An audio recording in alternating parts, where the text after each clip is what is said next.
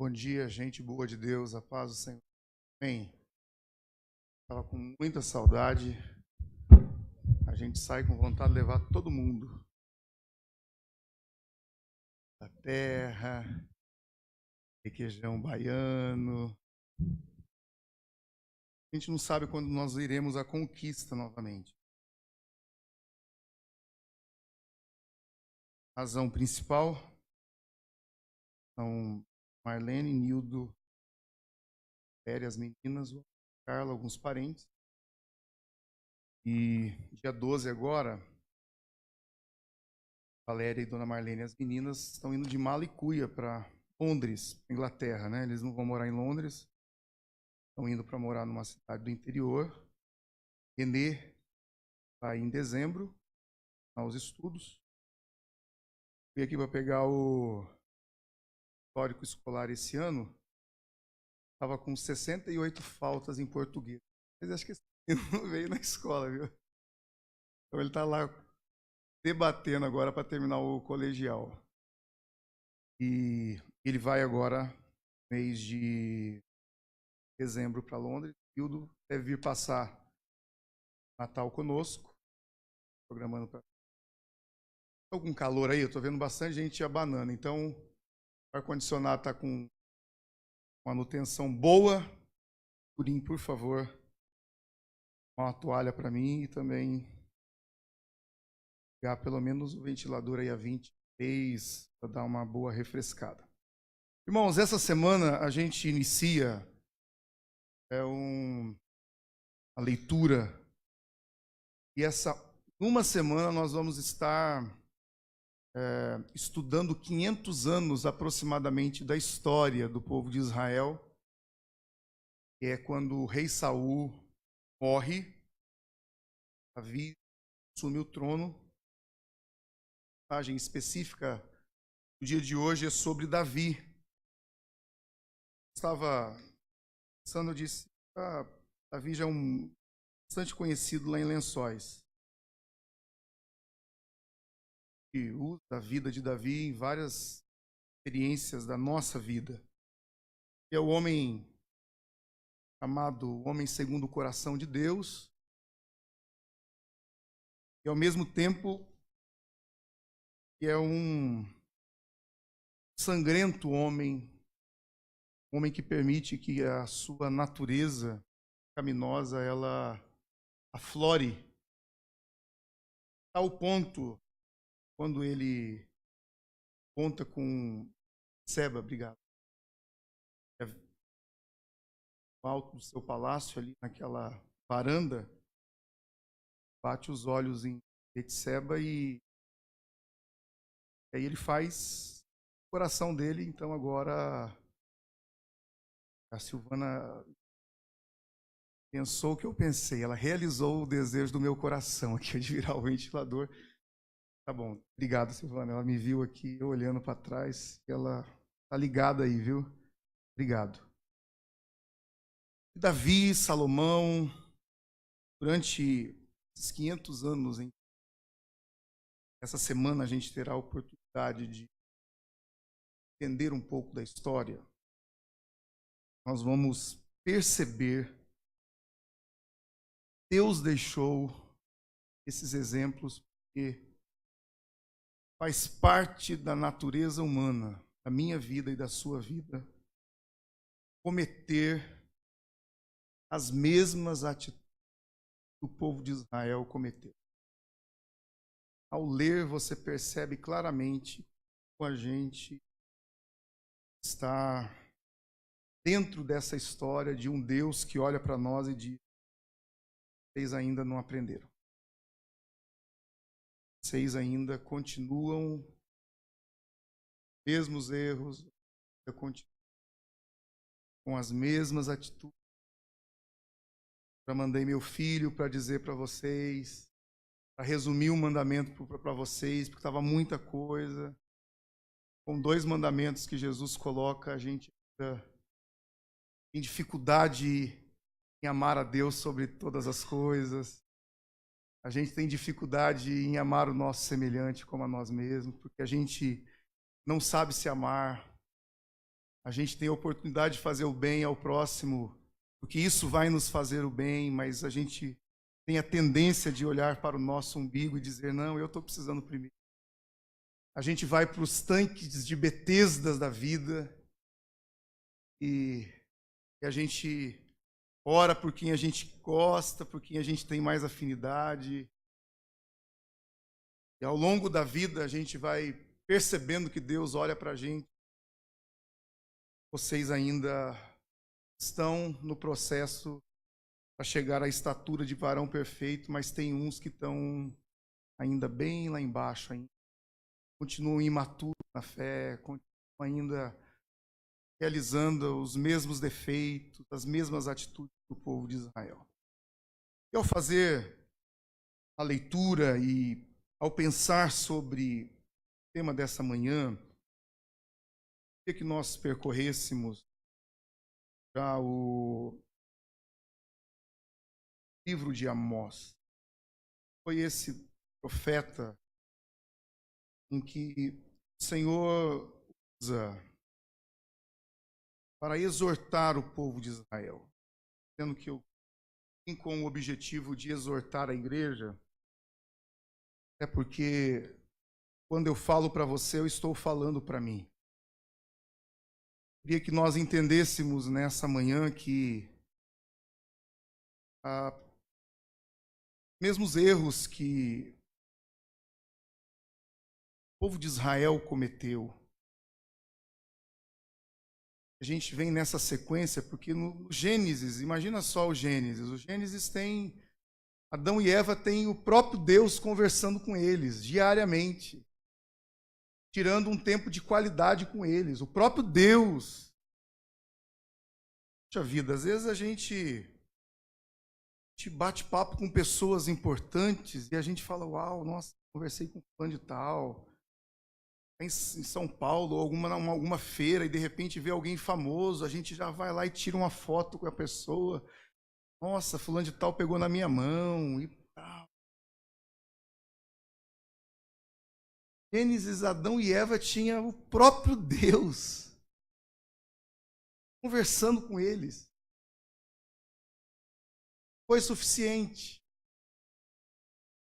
O homem olha, quer ouve, e ela ainda deseja algo que, para mim, naturalmente era uma árvore a mais. Era uma árvore específica da palavra de Deus em dizer, não toque nela. Vocês já têm do bom e do melhor, vocês não precisam dessa. Mas eu vou colocar aqui para que haja parâmetros na vida de vocês. Para que vocês entendam que há limites na vida. Há coisas em que o Senhor não deseja que a gente faça. Porque não tem necessidade. Nós ainda teremos um tempo, não sei se esse ano vai dar tempo para isso, e ele vai se preparar, porque, para dizer para toda a igreja, a perna treme aqui, né? E quando a gente sobe aqui, tem esse temor. Mas ontem a gente teve a oportunidade, eu havia conversado já com o Caio, e ele havia me procurado, dizendo, pastor, eu preciso fazer alguma coisa. Estive no Vale da Sombra da Morte. Quando nós tivermos, a igreja toda tiver a oportunidade de ouvir o testemunho desse jovem, no final ele disse assim, olha, caminho dos vícios, das drogas, tem 3 saídas para essa pessoa. Clínica, a cadeia e o caixão. E ele disse, eu estive na clínica, na cadeia, e eu quase estive no caixão. A última oportunidade, o último livramento que Deus me deu foi o do caixão, porque ficou 3 dias em coma por causa das drogas. E eu levei alguns pais para incentivar a novas amizades, mas eu entendi que eu precisava estar ali ontem. Ele disse, pastor, eu consigo identificar uma criança aqui tendenciosa a virar um viciado de alguma coisa. Ele disse, a primeira coisa que essa personalidade traz é a mentira. Quando a criança começa a mentir e achar que a mentira dela é uma verdade, pode ter certeza que Satanás vai pegar essa pessoa. Quem identifica isso? Qual é a responsabilidade? É o psicólogo? É o professor? É os pais do amiguinho que o filho frequenta a casa? Não. Os pais. Agora, como que um pai que não se dá ao respeito de cuidar da sua família, dos seus filhos, poderá livrar essa criança daquilo em que o inimigo das nossas almas está arquitetando diariamente? Contei quinta-feira porque eu estava meio engasgado, sabe? Irmãos aí que de vez em quando eles vêm fazer uma brincadeira, eu estou nervoso, daí eu não aguento, assim, sabe? Chegou uma pessoa e falou assim: e aí, pastor passeador?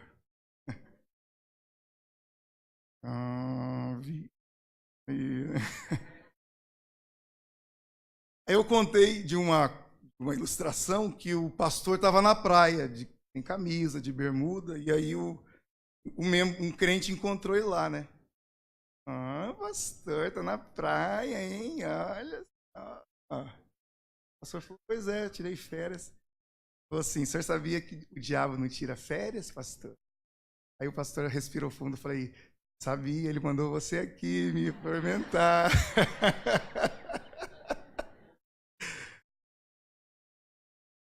E aí, irmãos, a gente vai olhando para a nossa natureza, a gente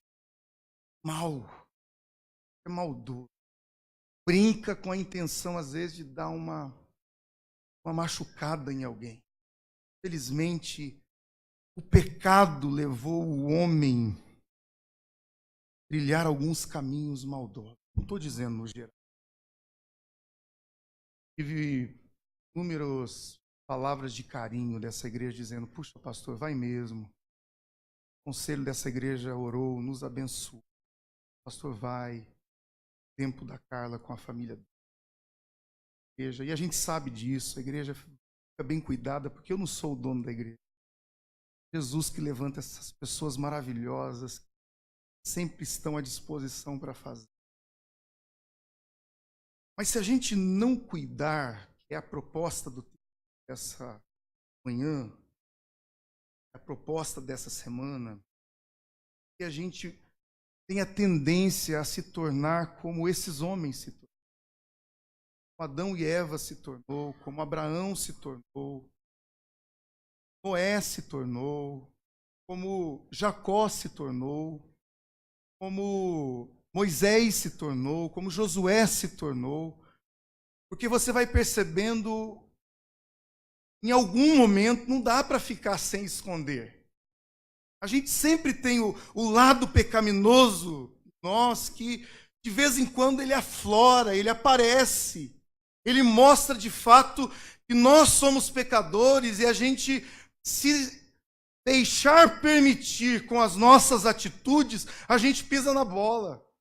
A gente magoa o nosso irmão, a gente faz uma piadinha de mau gosto, a gente olha para o filho de um outro casal e diz assim: ah, mas se fosse filho meu, eu dava um jeito de colocar ele no eixo.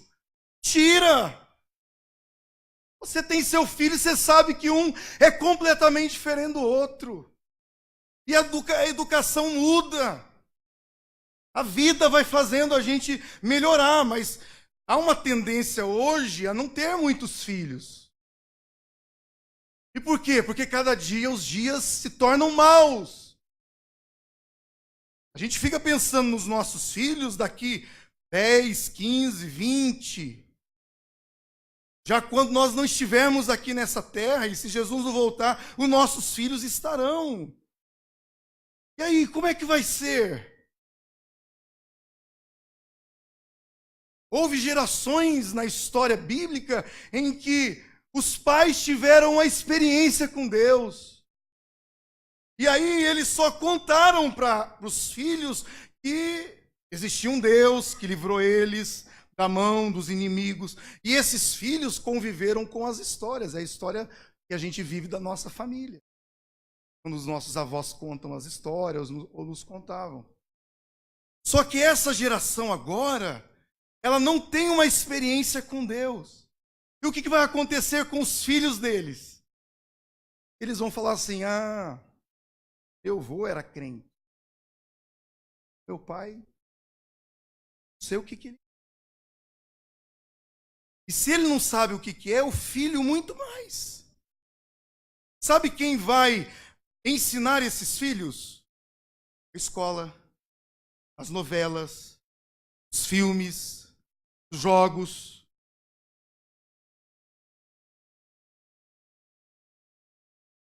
Estuda um pouquinho, às vezes lê algumas coisas, mas tensão,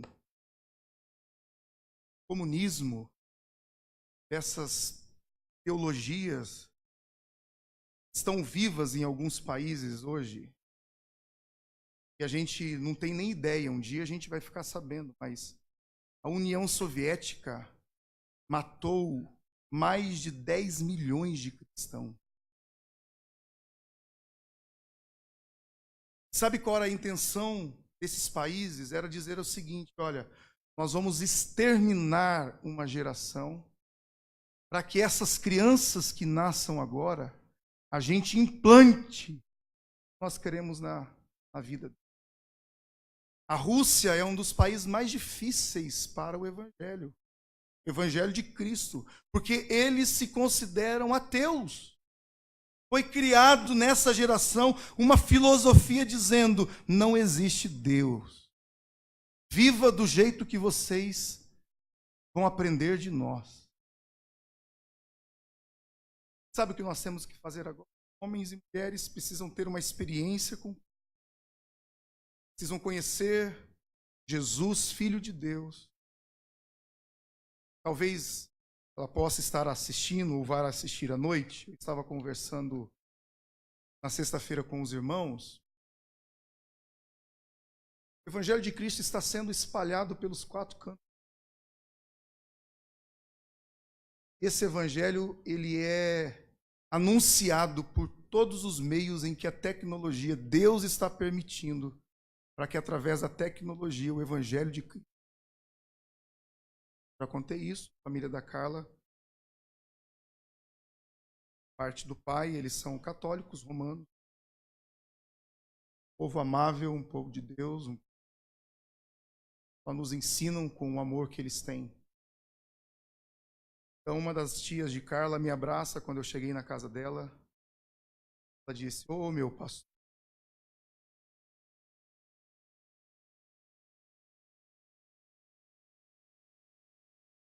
Ela disse: eu assisto todos os 1.600 quilômetros. Por causa de uma câmera desse tamanho. Eu com bastante limitação, né, Márcio? De vez em quando o Márcio nem está na igreja, está lá. Márcio, meu som, Márcio. Eu disse: nós vamos melhorar isso aqui, ó. Nós precisamos chegar com a qualidade para outros lugares. Eu creio que essa é uma igreja bíblica.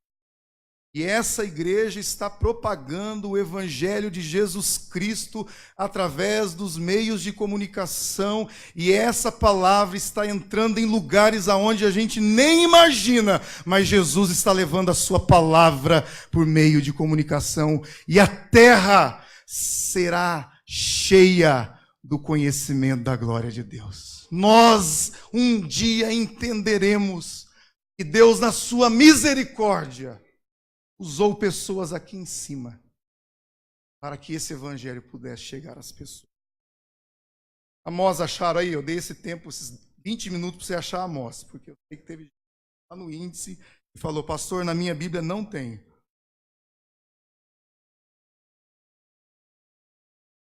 Amós 3.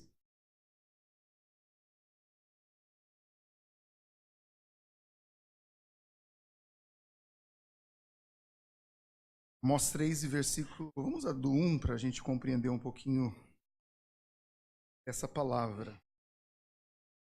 Ouvi a palavra que o Senhor fala contra vós outros, filhos de Israel, contra toda a família que ele fez subir da terra do Egito, dizendo, olha só, nós já passamos aqui pelo Davi, por Salomão, pelos reis que vêm dessa descendência de Davi. O profeta Amós, ele se levanta em uma época, escute bem isso, você ler todo o Amós e você perceber o que está acontecendo, o povo de Israel está vivendo um período de paz. Paz e prosperidade. É o que Israel está vivendo nesse exato momento. E olha a palavra que Amós vem dizer aos filhos de Israel. Ouvi a palavra que o Senhor fala contra vós outros. Então cuidado quando há muita paz dentro da tua casa. Cuidado quando a tua conta bancária está muito cheia de dinheiro. Cuidado quando você diz assim, eu estou muito bem espiritualmente. Há uma palavra de Deus de alerta sobre a sua vida, sobre a vida do povo de Israel, porque são nesses momentos em que a gente vacila. E ultimamente, queridos, eu não sou disso, Deus não me deu, eu não busco essas coisas, mas numa terça-feira eu estava aqui e nós fomos tomados da presença do Espírito Santo, e Deus me mostrava um cálice, e esse cálice, ele era cheio da presença do Espírito Santo, da unção do Espírito Santo, do óleo do Espírito Santo, e ele começava a transbordar sobre a nossa vida. Eu via nitidamente Deus nos fazendo transbordar com a sua presença. E eu estava orando juntamente com o pastor Elione, da igreja de Vitória da Conquista, essa igreja aqui na escola dominical, eu disse, lá a coisa é feia. Então hoje, o pastor não está fazendo culto, ele fez o culto de domingo à noite ontem. Porque as eleições, dependendo de quem ganhar, a coisa vai ficar feia lá. Sabe por quê? Porque o nosso amor a ideologias tem sido maior do que aquilo que Cristo nos disse: ame ao Senhor acima de todas as coisas. Eu fiquei horrorizado. Sabe o que eu fiz? Eu levei na esportiva. Eu falei, deixa o povo brigar aí. Irmãos, eu tive medo de Jesus voltar essa semana. Gente ficar por causa de Bolsonaro e ficar por causa de Haddad. E nem conhece a gente. E a gente igual uns bobos, igual uns tontos, defendendo gente que não está interessado em nós. Porque são ideologias humanas. Se eu chegasse aqui nessa manhã e dissesse, Deus me deu uma revelação e após Apocalipse eu vou trazer um livro novo, fuja desse lugar. Nós estamos aqui, é pela palavra de Deus, é pelo Evangelho de Jesus Cristo, é por Cristo que morreu na cruz do Calvário e disse, eu vou preparar lugar para vocês. Sei qual vai ser. Lógico que como cristão a gente precisa se posicionar, sim. É lógico que os valores eternos precisam ser fundamentados, sim. Mas, queridos irmãos, quem morreu na cruz foi Jesus Cristo para nos salvar. Pergunte para qualquer um desses dois se eles têm coragem de morrer por nós. Coloque os dois aqui na frente e diga, olha, tem coragem de morrer por mim? Eles vão dizer que vão, porque a maioria deles são mentirosos. A maioria dos políticos trazem mentiras, enganam o povo, trazem ilusões de que eu vou melhorar isso, eu vou melhorar aquilo. Passa 4 anos e a coisa dá uma maquiada aqui, aí quando aparece essa época, eles vão para a rua. Ao contrário, meu irmão, eles estão em Angra dos Reis, eles estão em Paris, eles estão nos Estados Unidos, eles estão gastando dinheiro nosso. Precisamos nos posicionar? Sim, sim, mas isso é individualmente. É olhando as propostas, aquilo que foram feitas, mas nós não vamos usar o púlpito continuará sendo usado para dizer que há um reino eterno, um lugar de habitação eterna, há dois caminhos, e enquanto nós estivermos aqui na terra, nós continuaremos olhando para Cristo, o autor e consumador da nossa fé. E aí, nós não nos frustraremos. Vamos continuar ao texto?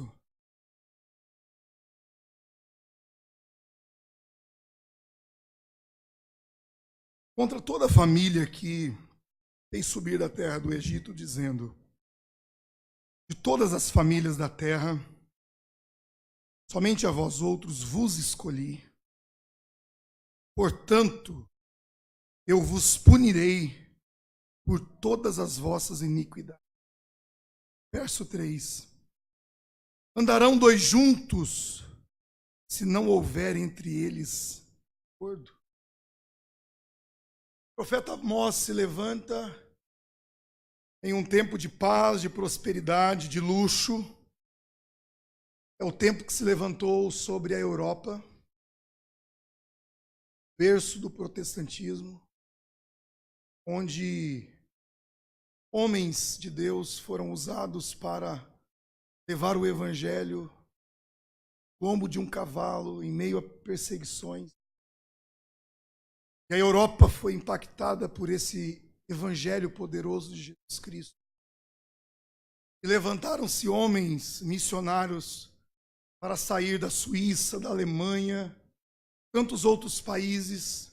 E o Senhor levantou homens dentro da Inglaterra, homens em que eles andaram milhares e milhares de quilômetros para pregar o evangelho. John Wesley, quando chegava nas cidades, as cidades paravam para virem ouvir o homem de Deus. Nós tivemos a experiência de ir nessa cidade em que Valéria está projetando morar, que chama Bristol, onde o irmão de John Wesley, ele tinha a sua paróquia, Charles Wesley. Eu tive o prazer de subir ao púlpito. Prazer, mas também tristeza. Um lugar que salvou tantas vidas, hoje se tornou um museu. E as igrejas da Europa foram construídas para o Evangelho de Cristo, por causa da prosperidade e do luxo que esses homens receberam. Eles deixaram de viver o Evangelho de Cristo. E eles entram como a gente pode entrar, nós não vigiarmos, na mesma situação. O profeta Amós está dizendo ao povo: vocês estão abastados, vocês se tornaram ricos, vocês venceram os inimigos ao redor de vocês, vocês transformaram os tribunais para pisar nas pessoas, porque a justiça de vocês está sendo comprada e subornada. Está acontecendo quando Amós está profetizando. Vocês estão fazendo do mercado para enganar os pobres. No momento dessa história, o pobre vai ao mercadinho e ele diz assim: eu quero 1 quilo de arroz. E eles mudaram a balança e eles colocam agora 800 gramas. E eles vendem pelo preço de 1 quilo. Amós está profetizando porque esse povo se tornou egoísta. Há muitas mansões que esbanjam riquezas, gastos desnecessários com comida e bebida. E vocês olham o pobre e ignoram. Amós 4, 6 em diante.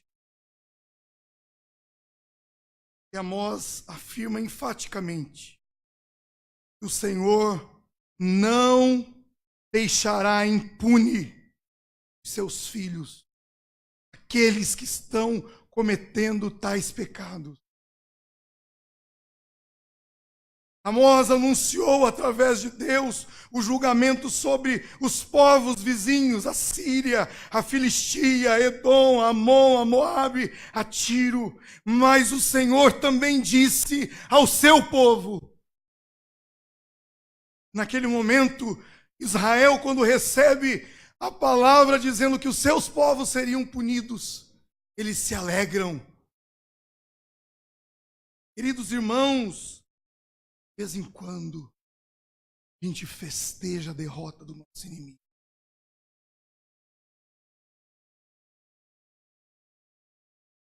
De vez em quando.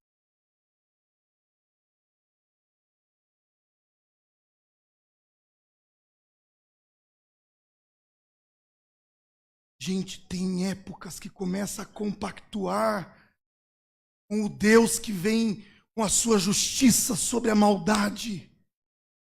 E a gente acha que é mais santo do que o outro. É um grande engano.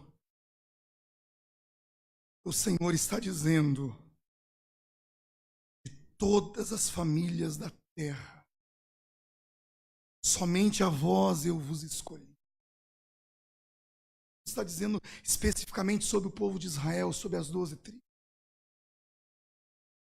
Mas esse texto se aplica aos gentios, a mim e a você nessa manhã. Jesus disse: não fostes vós que me escolhestes. Quando a gente pensa na questão do livre-arbítrio, o livre-arbítrio já está definido. A gente não escolhe Deus. A gente escolhe o contrário. É Deus que nos escolhe, nos chama. E a gente vê no decorrer da história essa igreja primitiva, essa igreja que acontece na história da humanidade, quando começa a ficar boa a situação, eles vão se afastando de Deus. Quando você recebe uma cura, você veio 7 semanas. Sou contra quem põe. Sou contra quem faz. Se quiser ir, vai. Eu não limito a ação de Deus em 7 semanas. Se Deus quiser curar hoje, Ele cura. Como se Ele quiser curar daqui a 1 ano, Ele cura. Como 10 anos. A mulher de fluxo de sangue foi em todos os lugares. Chegou o dia dela ser curada. Eu, particularmente, vocês nunca vão ver a gente fazer 7 semanas de alguma coisa. Não. Faz 12 dias de oração. Aí, né? 1º de dezembro, o pastor não vai perder a hora. Vai chegar aqui 4h50. A gente vem com propósitos de orar. A gente separa alguns dias para dedicar em gratidão ao Senhor pelo que Ele tem feito em nossas vidas. Se eu limitar Deus, vai que Deus, na sua misericórdia, responde. A gente faz assim, preciso mais. Eu já estou cheio de oração, estou abençoado. Aí o cálice começa a transbordar e a gente vai vivendo do que sobrou. Quando o azeite está lá embaixo, a gente já está longe da presença de Deus. A gente já se tornou só crítico. E a unção de Deus é como se a gente orasse e a resposta já não, a oração não passasse do teto. E é quando a gente já se afasta da comunhão, a gente começa a arrumar um monte de desculpa. Eu não vou por dor de cabeça, eu não vou por causa disso, eu não vou por causa... deixa que o outro faz, deixa que... Em nome de Jesus, essa manhã, o Senhor há de transbordar o nosso cálice. O Senhor há de derramar da sua graça e da sua misericórdia. Nós não pararemos de buscar a sua. Verso 3, andarão 2 juntos, se não houver entre eles acordo. Esse é um texto prático áreas da nossa vida. Sente quantos anos de casado? Todas. Nascido, irmão Zé Carlos, 53, 52. Dá para andar junto com 52 anos de casado se não tiver de acordo? Já teria... Ah, vai você para lá. A gente olha histórias tristes de casais com menos de um ano de casado, não andam mais juntos. O fim disso é separação. As pessoas que se convertem, mas elas vão para o campo pessoal, interpretação bíblica, não comprometimento com a igreja. E elas já não andam mais de acordo. O profeta Amós nessa manhã diz: a minha e você terão dois andar juntos, se não tiver. Essa igreja poderá continuar junta se nós não estivermos de acordo com o Evangelho de Cristo.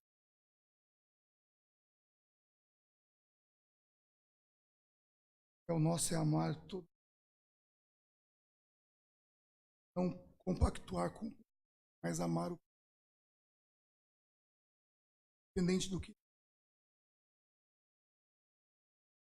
Jesus não fica questionando o ladrão da cruz. Jesus olha aquele ladrão defendendo, diz: você pode ter coragem de dizer isso, esse homem não fez nenhum mal. Nós estamos aqui porque merecemos. Imaginando aquele homem todo machucado, ele havia também passado pelo processo dos romanos em apanhar. E seus olhos estavam sangrados. Talvez ele não via a hora de morrer, de dor.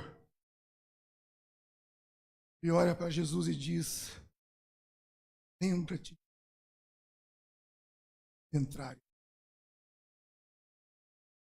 Poderão dois ladrões andarem juntos se não tiver de acordo? Possível. Um escolheu zombar de Jesus. E a gente percebe no texto Jesus não fazendo pouco caso daquilo. Jesus não condenou aquele homem. Aquele homem estava condenando a si próprio em não reconhecer quem era Jesus. Mas teve um outro, nos últimos instantes da sua vida, ele reconhece que Jesus é o Salvador. Ele reconhece que Jesus tem um reino, e esse reino não é desse mundo. Ele diz: Jesus, lembra-te.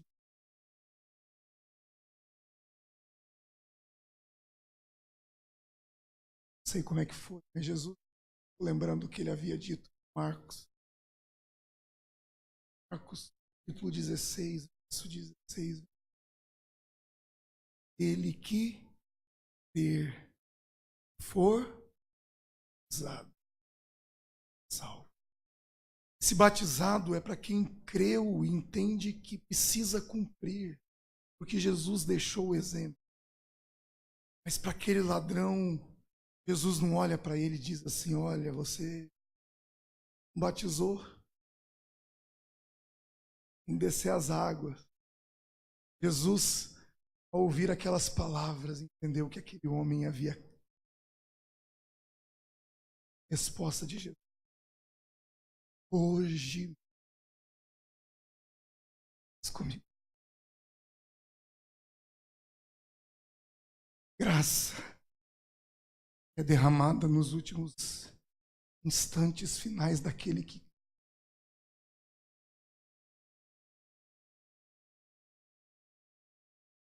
crê no Senhor Jesus. Será salvo tu, amanhã de crer. Amanhã, e nos debruçarmos nesse Cristo, apenas deseja de nós desejo de crer que Ele é o Salvador. As demais coisas, ele disse, serão acrescentadas. Talvez você entrou aqui nessa manhã, uma divisão dentro.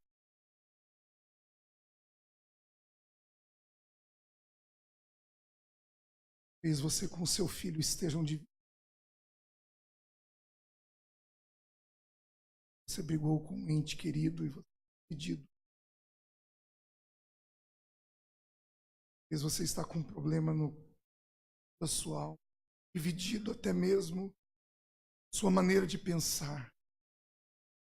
Satanás está entrando nessas brechas para tirar o foco e dizer, não, vai por esse caminho.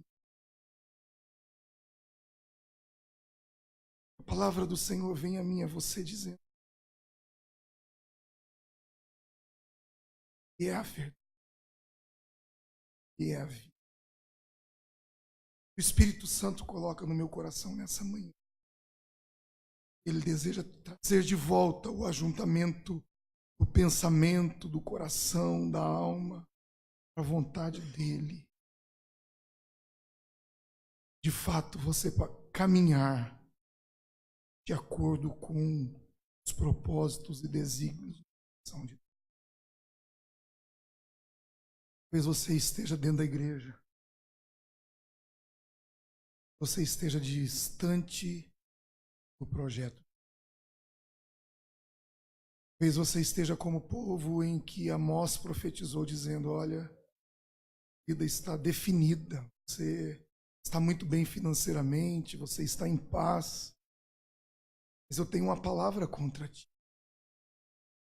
Você está em desobediência à palavra. Você está trilhando os seus próprios caminhos. E orar com você essa manhã. Aquele que entende essa palavra, eu quero que você saia do seu lugar. Caso andarão dois juntos. Se há alguma coisa em desacordo dentro da sua vida, é que humildemente você saísse do seu lugar. A igreja se coloque em pé porque nós simplesmente queremos andar juntos. Mas talvez você chegou em desacordo com alguma coisa, com a própria alma, com o seu coração. Eu quero te convidar a sair do seu lugar e vir aqui. Não importa quanto tempo de frente você tem, não importa. Talvez alguma coisa aí dentro do seu coração, da sua vida, não está caminhando com aquilo que Cristo deseja. Saia do seu lugar, tenha coragem e venha aqui à frente.